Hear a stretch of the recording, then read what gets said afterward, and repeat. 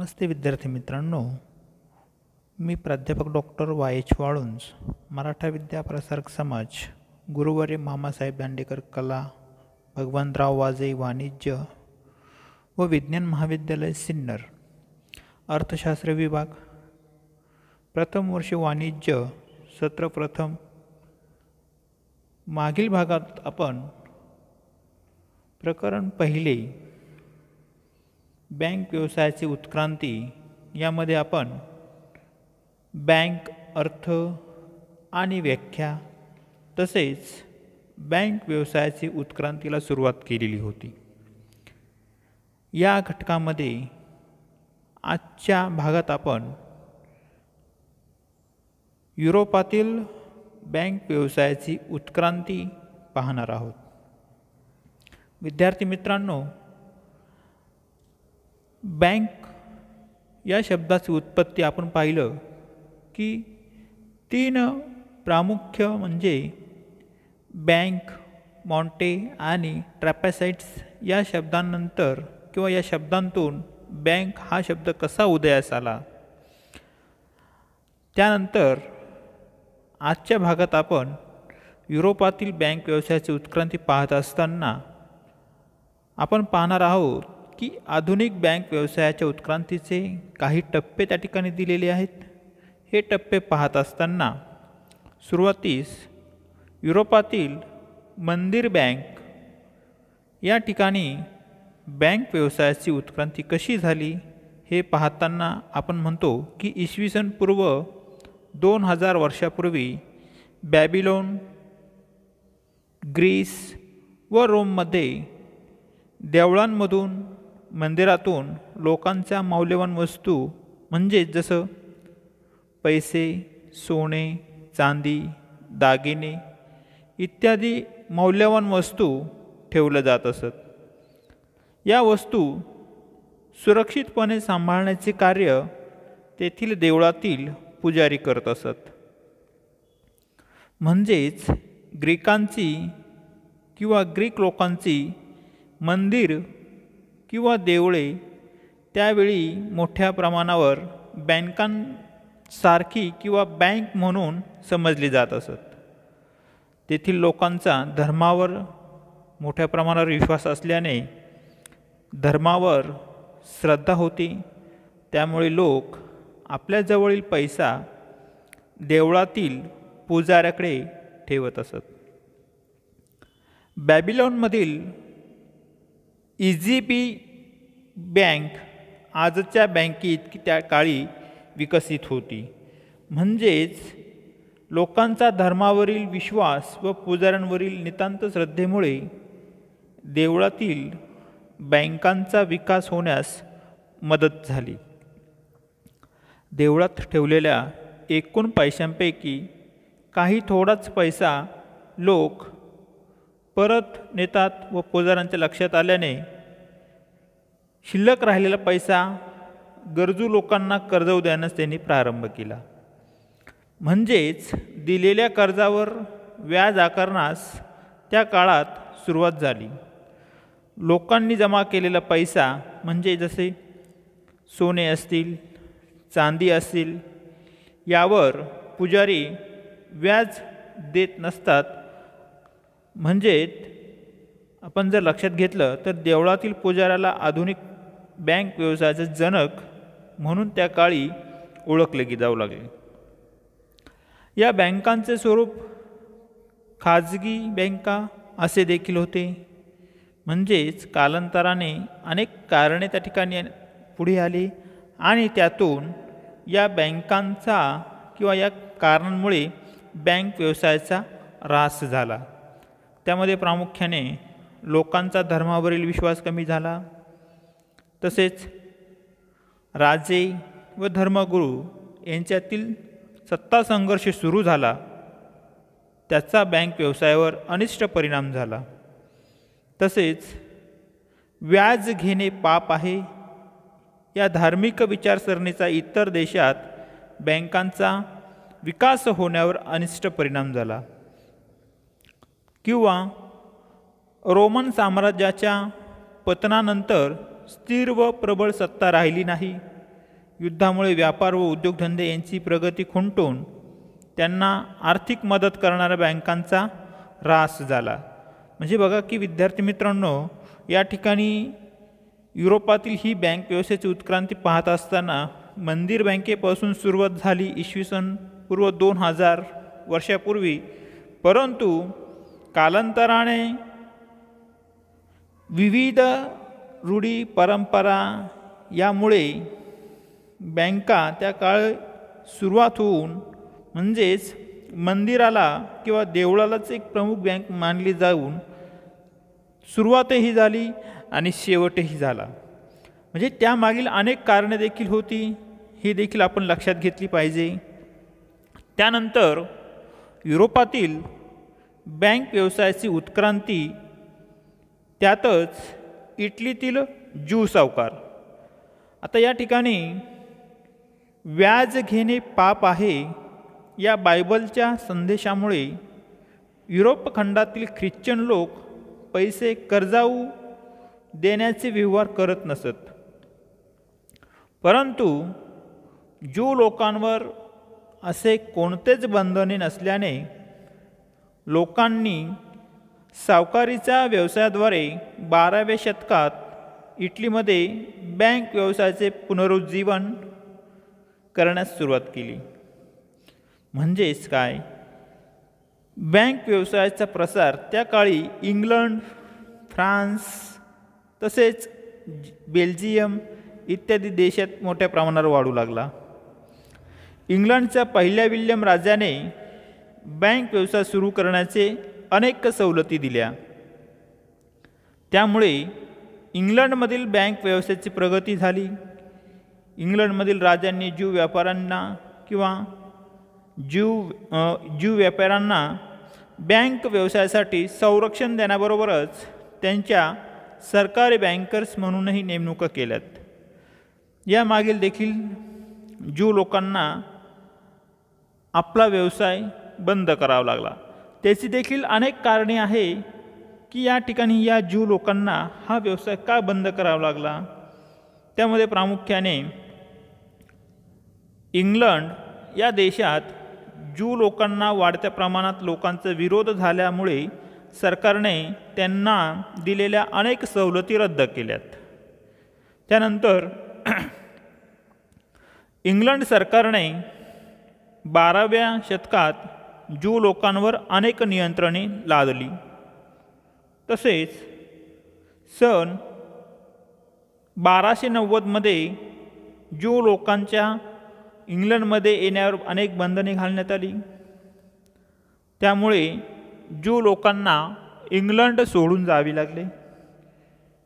आणि शेवटचं कारण म्हणजे 13व्या शतकात ख्रिश्चन व्यापाऱ्यांनीही कर्ज देण्याचे व्यवहार करण्यास मोठ्या प्रमाणावर सुरुवात केल्याने ज्यू लोकांना ग्रीक स्पर्धेला सामोरे जावे लागले। म्हणजे अशी अनेक कारणे इटलीतील ज्यू सावकारावर त्या ठिकाणी लादण्यात आली। कालांतराने हा बँक व्यवसाय सुरू झाला आणि तो देखील त्या काळीच बंद देखील करण्यात आला। म्हणजेच विद्यार्थी मित्रांनो लक्षात घ्या की अशा या युरोप बँक व्यवस्थेची उत्क्रांती पाहत असताना मंदिर बँक, त्यानंतर इटलीतील ज्यू सावकार आणि त्यानंतर पुन्हा आपण जाणार आहोत पुढच्या भागाकडे, ते म्हणजे सार्वजनिक बँका। आपल्याला माहीत असेल की 13व्या शतकात स्थिर राजवटीमुळे युरोप खंडातील अनेक देशात उद्योग तसेच व्यापाराचा मोठ्या प्रमाणावर विकास झाला। उद्योग व व्यापारास कर्ज पुरवठा करण्याचे धोरण अनेक सरकारांनी स्वीकारल्यामुळे सरकारकडून सार्वजनिक बँकांची स्थापना करण्यात आली।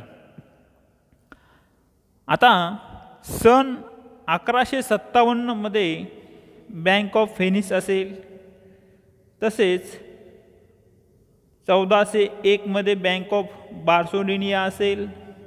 म्हणजेच 1157 मध्ये स्थापन झालेली बँक ऑफ व्हेनिस ही पहिली सार्वजनिक बँक म्हणून उदयास आली।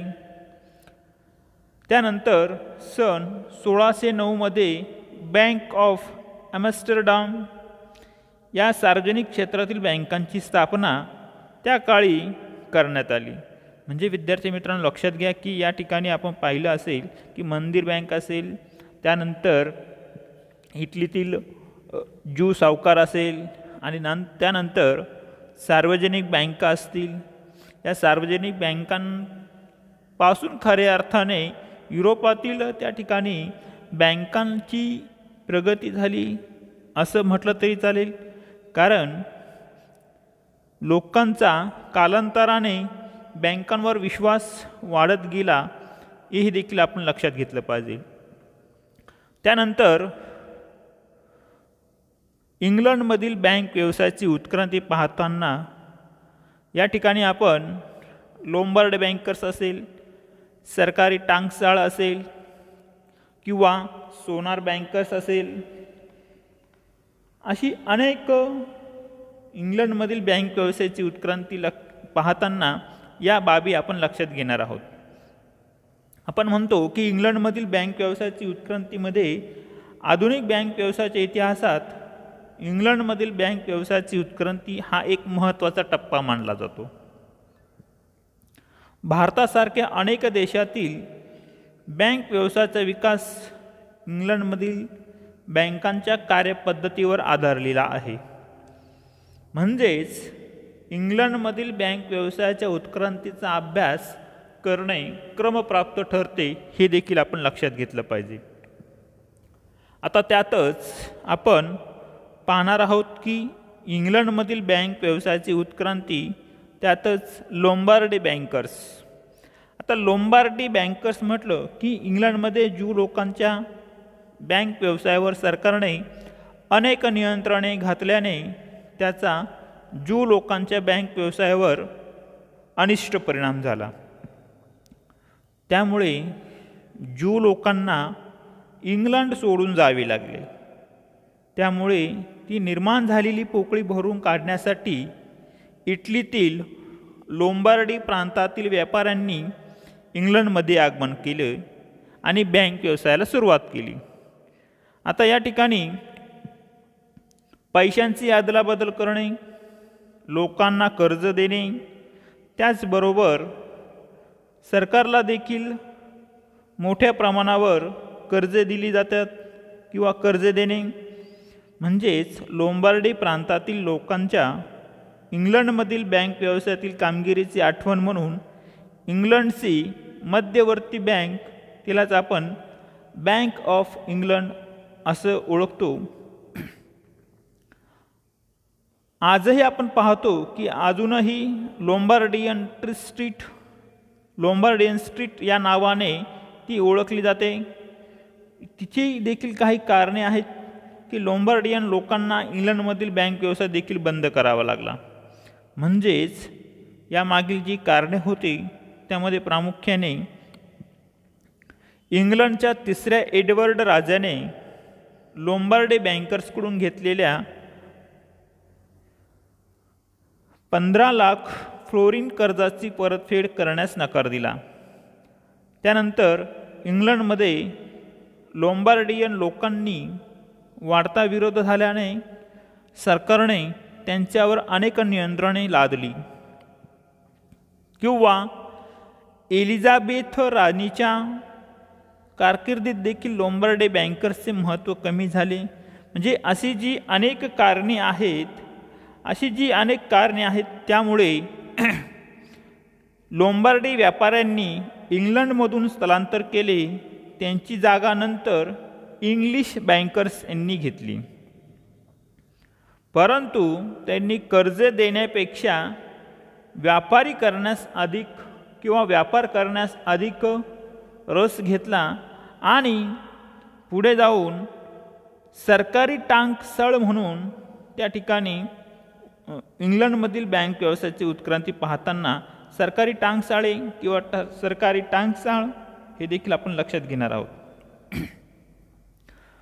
इंग्लंडमधील व्यापारी आपला पैसा सोने, चांदी व इतर मौल्यवान वस्तू सरकारी टांकसाळीत ठेवत असत.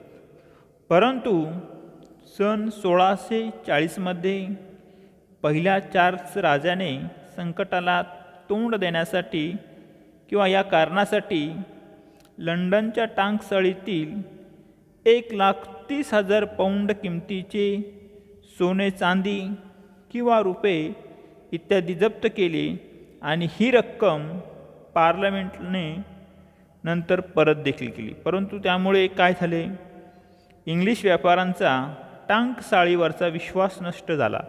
बघा विद्यार्थी मित्रांनो, की या ठिकाणी इंग्लंडमधील बँक व्यवस्थेची उत्क्रांती, यामध्ये सरकारी टांकसाळ असेल.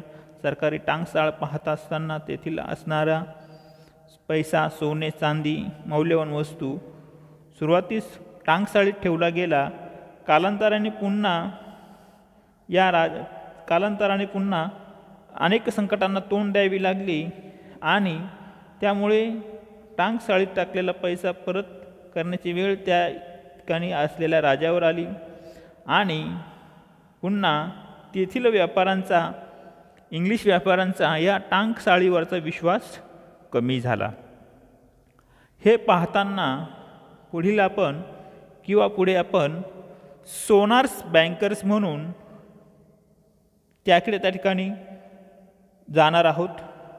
सन 1640 पहिल्या एडवर्ड राजाने लंडन टांकसाळीतील सोने, चांदी व रुपये जप्त केल्यामुळे इंग्लंडमधील व्यापाऱ्यांनी टांकसाळीत पैसे व मौल्यवान वस्तू ठेवण्याऐवजी सोनाराकडे ठेवण्यास सुरुवात केली.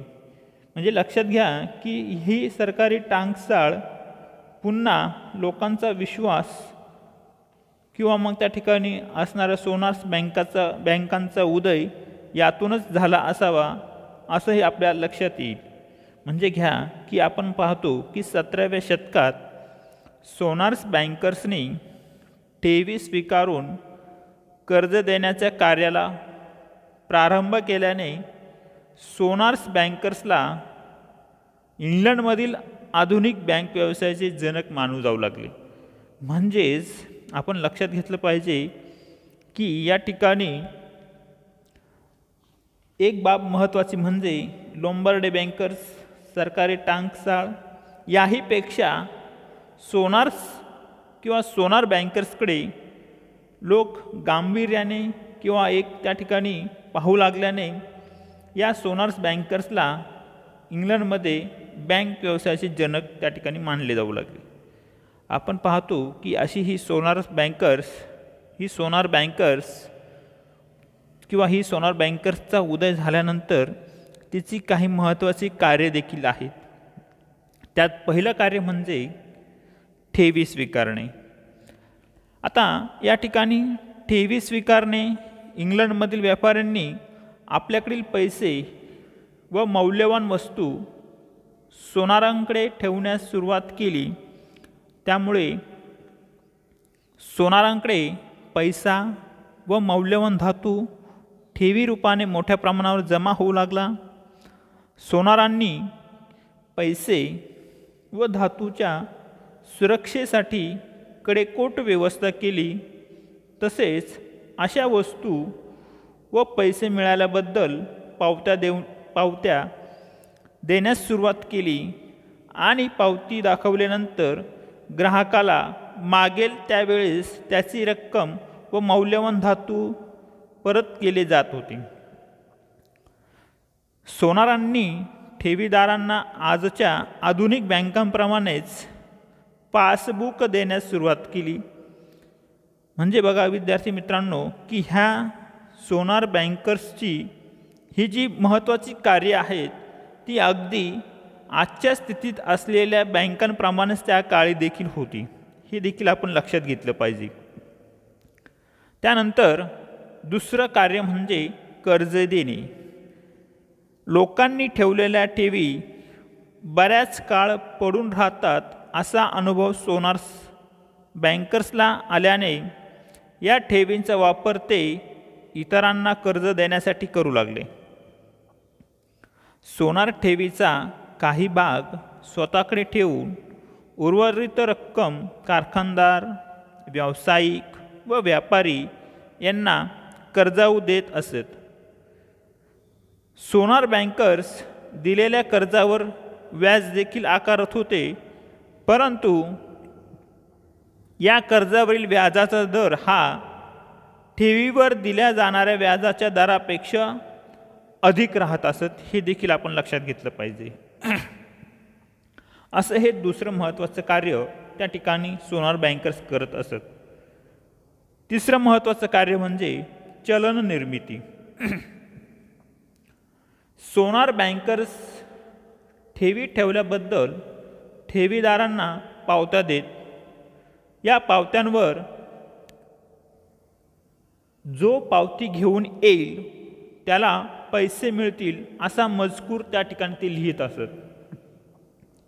त्यामुळे या पावत्यांचा वापर आपापसातील देण्याघेण्याचे व्यवहार पूर्ण करण्यासाठी लोकांकडून केला जात होता.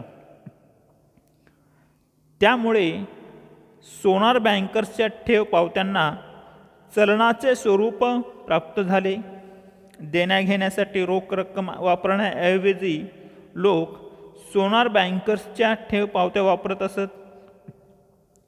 नंतर लोकांनी विशिष्ट व्यक्तीला रक्कम देण्यासाठी सोनारांवर आदेशपत्र किंवा धनादेश वापरण्यास सुरुवात केली.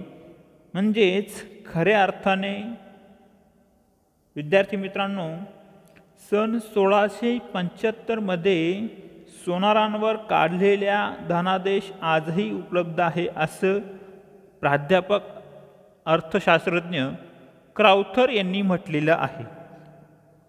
हे देखील आपण लक्षात घेतलं पाहिजे. त्यानंतर शेवटचं कार्य म्हणजेच पतनिर्मिती. या ठिकाणी सोनारांनी आपल्यावर लोकांच्या असलेल्या विश्वासाचा वापर पतनिर्मितीसाठी केला.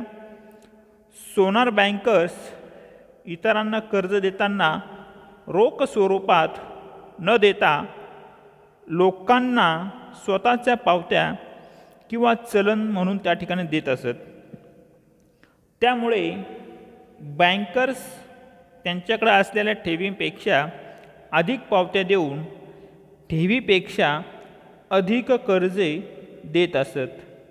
म्हणजेच यातून सोनार्स किंवा सोनार बँकर्सच्या पतनिर्मितीला सुरुवात झाली असं म्हटलं तरी चालेल, किंवा मग त्या ठिकाणी पतनिर्मितीस प्रारंभ झाला.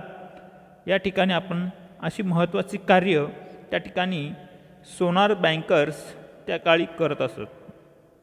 त्यामुळेच इंग्लंडमधील आधुनिक बँक व्यवसायाचे जनक म्हणून त्याकडे त्या ठिकाणी पाहू लागले.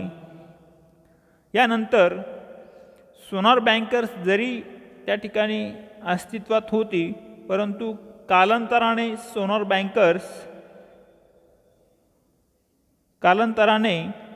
बँकर्स त्या ठिकाणी ऱ्हास होण्याकडे देखील गेली. हे देखील आपण त्या ठिकाणी लक्षात घेतलं पाहिजे. त्यानंतर सोनार बँकर्सच्या ऱ्हासाची अनेक कारणे होती. त्यामध्ये दिवाळे निघाल्याने लोकांचा सोनार बँकर्सवरील विश्वास उडाला. लोकांनी सोनार बँकांकडून मोठ्या प्रमाणात ठेवी काढून घेतल्या. त्यामुळे सोनार बँकर किंवा सोनार बँकर्स अधिक अडचणीत आल्या. त्यानंतर दुसरं कारण, ठेवी सुरक्षित नसल्याने किंवा मग त्या ठिकाणी राहण्यासाठी व्याजदरावर नियंत्रण ठेवण्यासाठी बँक व्यवसाय खाजगी व्यक्तींच्या हातात न ठेवता कंपनींच्या किंवा कंपन्यांकडे त्या ठिकाणी सोपवावा हा प्रभावी विचार त्या ठिकाणी झाला. अशी महत्त्वाची अनेक कारणे त्या ठिकाणी आपल्याला सोनार बँकर्स ऱ्हासाची त्या ठिकाणी सांगता येईल. त्यानंतर याच इंग्लंडमधील बँक व्यवस्थेची उत्क्रांती पाहत असताना बँक ऑफ इंग्लंडची स्थापना याकडे त्या ठिकाणी आपण जाणार आहोत. या ठिकाणी आपण एक बाब लक्षात घेतली पाहिजे की सोनार बँकर्सच्या बँक व्यवसायावर सरकारचे नियंत्रण असावे या विचारातूनच Bank of Sweden, Bank of Venice यासारख्या बँकांच्या धर्तीवर इंग्लंडमध्ये बँक स्थापन करण्यात यावी अशा प्रकारचा विचारप्रवाह सुरू झाला आणि त्यातूनच खऱ्या अर्थाने सन 1694 विल्यम पॅटरसन यांच्या परिश्रमातून टनेज ॲक्ट या बँकिंगबाबतचा पहिला कायदा अस्तित्वात आला आणि या कायद्याच्या माध्यमातून इंग्लंडमध्ये the governor's and the company of the bank of England he bank अस्तित्वात आली. हीच बँक ऑफ इंग्लंड म्हणून पुढे ओळखू जाऊ लागली किंवा ओळखली जायला लागली.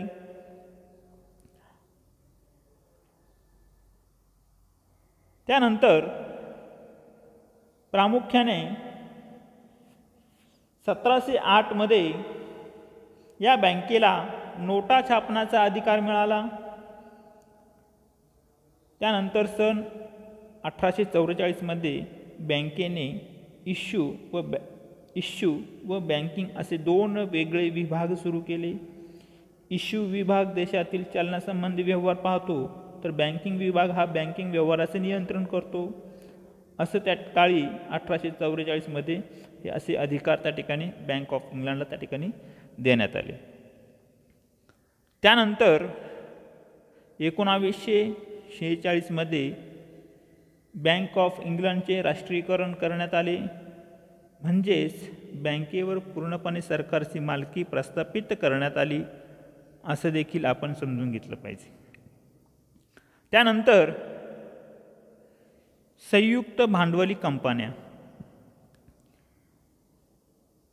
इंग्लंड सरकारने सन 1858 मध्ये संयुक्त भांडवली कंपन्यांचा कायदा संमत केला किंवा पास केला. त्यामुळे या कायद्यानुसार मर्यादित जबाबदारीच्या तत्वावर संयुक्त भांडवली बँका स्थापन करण्यात आल्या. त्यामुळे बँक व्यवसायाला स्थैर्य प्राप्त झाले. अशा प्रकारे क्राउथरच्या मते व्यापारी, सावकार व सोनार हे तीन घटक इंग्लंडच्या आधुनिक बँकांचे पूर्वज होते असं देखील आपण किंवा क्राउथरने सांगितलेल्या किंवा क्राउथरच्या मते हे पूर्वज मानले जात गेले. अशा प्रकारे या ठिकाणी इंग्लंडमधील बँक व्यवसायाची उत्क्रांती थोडक्यात आपल्या लक्षात येईल. त्यानंतर आपण अमेरिकेतील बँक व्यवसायाची उत्क्रांतीकडे जाणार आहोत. यामध्ये अमेरिकेत असणाऱ्या वसाहती करून राहणाऱ्या लोकांची पैशाची गरज भागविण्यासाठी पहिली लँड बँक सन 1686 मध्ये व दुसरी लँड बँक सन 1741 मध्ये स्थापन करण्यात आली. नंतर या काळात प्रत्येक घटक राज्यासाठी स्वतंत्र बँकांची स्थापना करण्यात आली. त्यामध्ये स्टेट बँक ऑफ पेनिसिल्व्हेनिया तिची स्थापना सन 1780 मध्ये करण्यात आली. त्यानंतर म्हणजेच 10 वर्षाच्या कालावधीतच बँक ऑफ मेरीलँड हिची स्थापना करण्यात आली. आजच्या संयुक्त भांडवली तत्वावरील अमेरिकेत असणाऱ्या जी पहिली बँक होती ती the first bank of United states या नावाने सन 1791 मध्ये तिची स्थापना झाली. या बँकेला सुरुवातीस 20 वर्षाची कामकाजाची सनद देण्यात आली. ही सनद 1812 मध्ये पूर्ण झाल्यानंतर बँकेला नूतनीकरण परवाना न मिळाल्याने ती बँक त्या काळी बंद करावी लागली. तसेच 1816 मध्ये दुसरी बँक त्या ठिकाणी स्थापन करण्यात आली. ती म्हणजे बँक ऑफ दी युनायटेड स्टेटची स्थापना त्या ठिकाणी करण्यात आली.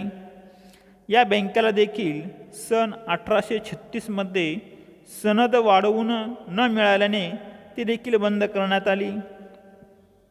आणि अमेरिकेतील बँकांच्या पद्धतीवर नियंत्रण ठेवण्यासाठी सन 1863मध्ये नॅशनल बँक ॲक्ट पास करण्यात आला. म्हणजे विद्यार्थी मित्रांनो की लक्षात घ्या की ही अमेरिकेतील बँक व्यवसायाची उत्क्रांतीमध्ये या ठिकाणी जो कालावधी आहे किंवा जी उत्क्रांती पाहत असताना आपण हे जी बँकांची नावं घेत आहोत ही लक्षात राहावी किंवा मग त्या ठिकाणी कालांतराने ही अमेरिकेतील बँक व्यवसायावर अनेक प्रकारची देखील संकटे त्या काळी देखील निर्माण झाली. आपण पाहतो की देशात मध्यवर्ती बँकेची स्थापना करण्याची आवश्यकता का निर्माण झाली. त्यामध्ये सन 1913मध्ये फेडरल रिझर्व्ह पद्धती हा देखील कायदा त्या ठिकाणी करण्यात आला. अशा अनेक अमेरिकेतील खाजगी बँकांना एकत्रित करून फेडरल रिझर्व्ह बँकेची स्थापना त्या काळी करण्यात आली. म्हणजेच बँकेने विशिष्ट रक्कम फेडरल रिझर्व्ह बँकेत ठेवणे कायद्यानुसार बंधनकारक आहे किंवा मग त्या ठिकाणी बंधनकारक करण्यात आले. हे देखील आपण लक्षात घेतलं पाहिजे. म्हणजेच आपण पाहतो की या ठिकाणी 1913मध्ये फेडरल रिझर्व्ह अंमलात आणल्यानंतर किंवा हा कायदा अस्तित्वात आणल्यानंतर सध्या न्यूयॉर्क व शिकागो येथील रिझर्व्ह सिटी बँका सेंट्रल बँका म्हणून त्या ठिकाणी कामकाज पाहतात. म्हणजेच अमेरिकेत स्वतंत्र बँक पद्धती असल्याने बँकांची संख्या ही कालांतराने वाढतच गेली आहे असे देखील आपण लक्षात घेतलं पाहिजे. आणि शेवटचाच भाग याच भागातील तो म्हणजे आशियातील बँक व्यवसायाची उत्क्रांती. आपण पाहतो की पाश्चात्य देशातील बँकांप्रमाणेच आशिया खंडातील बँकांच्या विकासात जपान हे राष्ट्र अग्रभागी असल्याने जपानमधील बँकांच्या उत्क्रांतीचा आढावा घेणे देखील महत्त्वाचं आहे. जपान व भारतातील बँक व्यवसायात बरेचसे साम्य जरी असले तरी देखील जपानने दुसऱ्या महायुद्धानंतर 50 ते 60 वर्षाच्या अल्प कालावधीत औद्योगिक क्षेत्रात मोठी क्रांती घडवून आणली आहे. औद्योगिक विकासात जपानमधील बँकांनी महत्त्वाची भूमिका पार पाडली. भारताप्रमाणेच जपानमध्ये देखील चलनाची अदलाबदल किंवा मग कर्ज देण्याच्या व्यापारांच्या पद्धतीमधूनच बँक व्यवसायाला प्रारंभ झाला. जपानमध्ये सन 1872मध्ये नॅशनल बँक लॉ हा पास करण्यात आला आणि बँक व्यवसायाला सुरुवात झाली. परंतु सन 1927ची जी जागतिक मंदी आणि दुसऱ्या महायुद्धाच्या दरम्यान अर्थव्यवस्थेची विस्कळीत झालेली घडी या बँकांनी बसविण्यासाठी मोठा हातभार लावला किंवा मग त्या बँकांचा अवलंब त्या ठिकाणी करण्यात आला. त्यातच बँक ऑफ जपानची स्थापना सन 1882मध्ये झाली. तिलाच बँक व्यवसायाची 30 वर्षासाठीची सनद मिळाली. त्यानंतर 1872मध्ये पहिली बँक द इची बँक स्थापन झाली. तसेच 1876मध्ये मित्सुई बँक, सन 1880मध्ये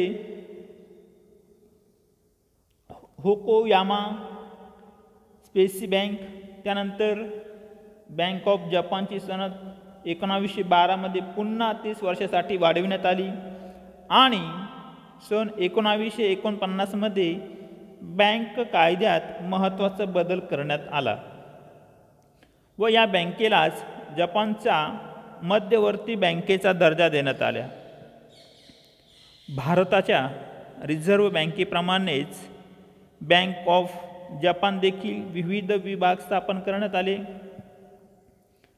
या बँकेबरोबरच Industrial Bank of Japan, Hypothec Bank व होकॅडो कॉलनीतील बँक या 2 व्यापारी बँका स्थापन करण्यात येऊन आधुनिक कर्ज पुरवठ्याचे कार्य करताना त्या ठिकाणी दिसून आले. बँक ऑफ टोकियो देखील त्या ठिकाणी स्थापन करण्यात आली, असेही आपण त्या ठिकाणी लक्षात घेतलं पाहिजे. तसेच सरकारने सन 1950 एक्सपोर्ट इम्पोर्ट बँकेची व सन 1951 जपान डेव्हलपमेंट बँकेची स्थापना त्या ठिकाणी केली.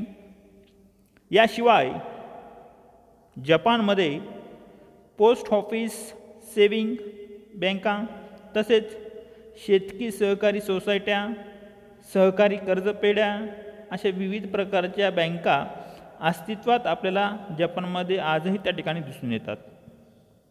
म्हणजेच जपानमध्ये विविध प्रकारच्या बँकांनी कर्ज पुरवठा करून देशाच्या औद्योगिक विकासाला हातभार लावला आहे, हे आजही आपण पाहतो मित्रांनो.